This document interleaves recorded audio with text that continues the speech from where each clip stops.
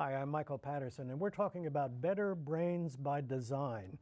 How can we create or really design better brains for ourselves using the incredible plasticity of our brains by figuring out and being very mindful about what we do, what we think, what we feel, what we experience, so that we can strengthen our brains as we progress and as we mature, so that we can live long lives that are worth living, that we're really flourishing rather than suffering.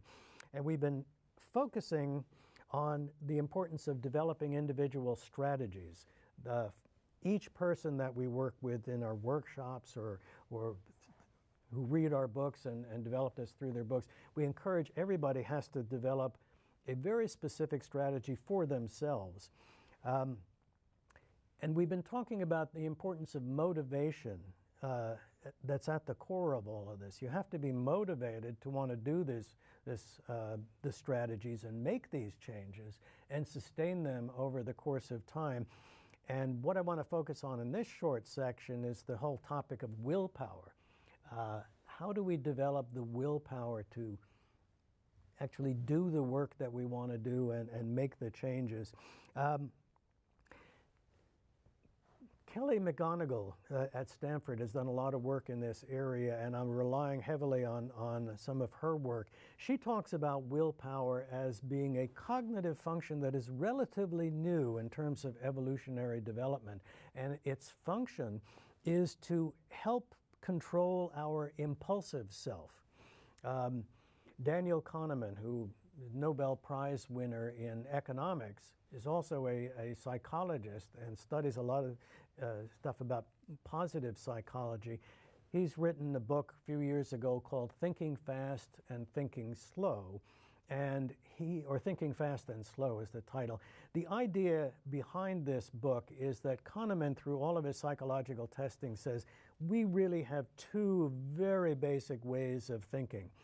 We have fast thinking, which is our brains are set up to automatically come up with ideas of how to deal with the very next challenge that we're facing. And this is really functional. If we're walking, if we're riding a bicycle, we can't be thinking about every single muscle movement and every single arm movement. Our brain has got to compute all that, send those signals down to our muscles, and get it working very fast. If a bus is coming around the corner, we've got to jump out of the way without thinking about it. You know, it's like, should I jump out of the way of that bus? Too late. So fast thinking is very important. Slow thinking is sort of this other self area where willpower comes in.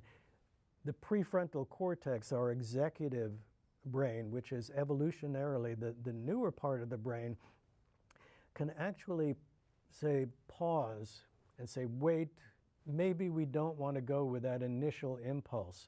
Maybe we should look at alternatives. And in certain circumstances, in many circumstances, this is very important because the initial impulse may be the wrong one. And in terms of willpower and sticking with the ideas, McGonigal talks about, she says there are three kinds of willpower. I want power, I will power, and I won't power. So all of this is involved with what do you want? Are you going to do something in order to achieve it? Are you going to stop doing something in order to achieve it? And frequently it is our executive brain, the slower brain, that has to say, your impulse is to go and eat the entire chocolate cake right now because it tastes great. But your executive brain is going to say, no, that would really be probably pretty bad for me. It would taste great, but in the long run, I don't want to do that. So I'm going to back off. Willpower can be equated with a muscle in the sense that it can be strengthened. The more you use your willpower, they have found, the more it actually becomes stronger. So just like pumping iron, you can build up your muscles. If you use your willpower, you can strengthen it. If you don't use your willpower, it weakens, just with the same thing with the muscle.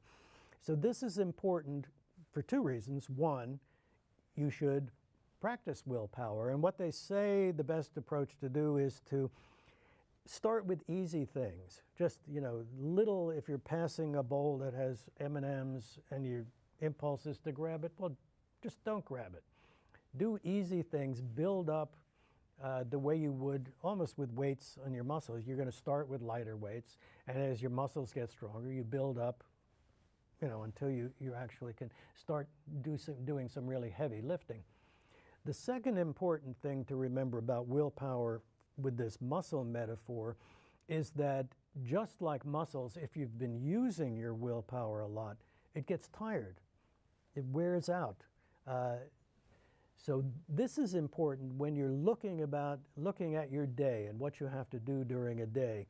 If you can anticipate that you have certain things that are going to take a great deal of willpower for you to actually achieve them, you need to schedule to do that when your willpower is still fresh, when your willpower, when your whole body is fresh, but also your willpower is fresh. So don't spend the whole day doing minor, middle of the road willpower challenges and save the hard one to the end, because your willpower will be exhausted and you will have much more difficult time doing that. So put hard willpower challenges at the beginning of the day and schedule them that way. So the point here is that when we are developing a strategy, when you're doing the strategies that we talk about in order to build better brains, there are specific techniques that we will help with, and we go through these in more detail in our books and in our seminars, that can actually help you stick with the plan, make sure that you can follow them through and sustain the activity.